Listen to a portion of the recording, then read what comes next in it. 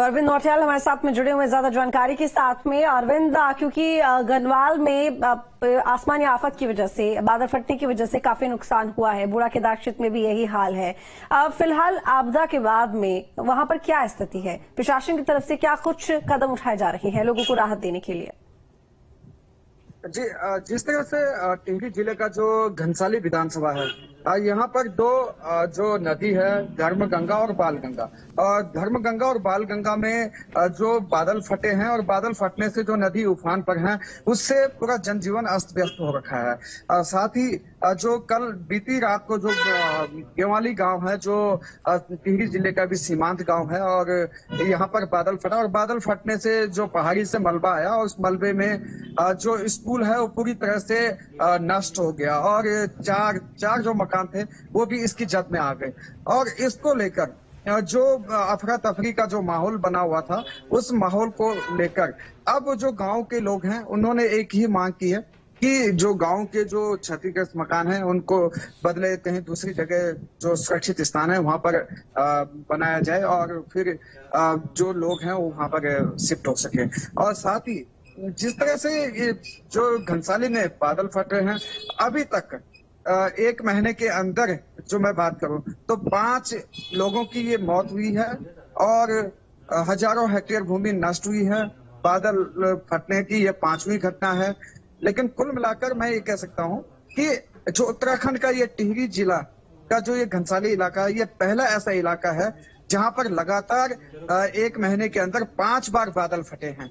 तो जो 5 बार जो बादल फटा है, इससे अंदाजा लगाया जा सकता है कि जब बादल फटता है तो कितने तहस नहस और क्षतिग्रस्त आसपास की जो जमीन है, मकान होते हैं।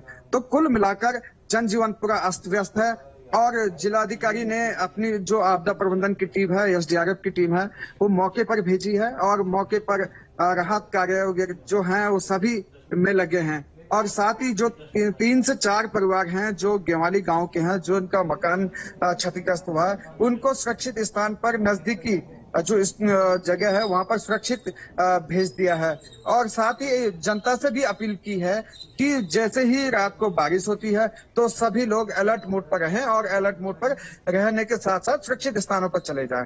तो कुल मिलाकर जनता से जिलाधिकारी ने भी अपील की है और साथ ही जिलाधिकारी ने सभी अधिकारियों को अलर्ट मोड पर रहने के निर्देश दिए हैं और सभी को कहा है कि कोई भी अपना मोबाइल फोन ऑफ ना रखें, क्योंकि ये आपदा का समय है और आपदा के समय एक हमारी इंसानियत के नाते, एक मानवता के नाते एक हमारा धर्म भी बनता है कि हमें एक दूसरे की मदद करनी चाहिए।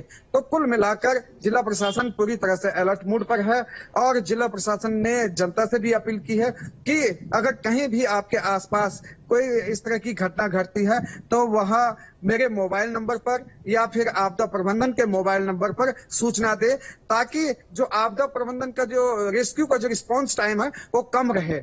तो कुल मिलाकर जिला प्रशासन पूरी तरह से अलर्ट मोड पर है।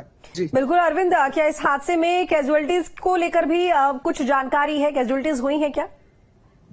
जी, जो बीती रात को जो सीमांत गांव गेवाली है, यहाँ पर जो बादल फटने में 3 से 4 मकान को नुकसान पहुंचा है। स्कूल पूरी तरह से नष्ट हो गया है, लेकिन जन हानि नहीं हुई है। तो कुल मिलाकर जो बीती रात को जो बादल फटा, जन हानि नहीं हुई, लेकिन जो एक महीने के अंदर घनसाली में जो 5 बार बादल फटा है और 5 बार बादल फटने के जो इससे पहले की घटना है, तो 5 लोगों की इसमें जान गई है। जी, बहुत शुक्रिया आपका तमाम जानकारी के लिए अरविंद। आगे बढ़ेंगे टिहरी से बड़ी खबर।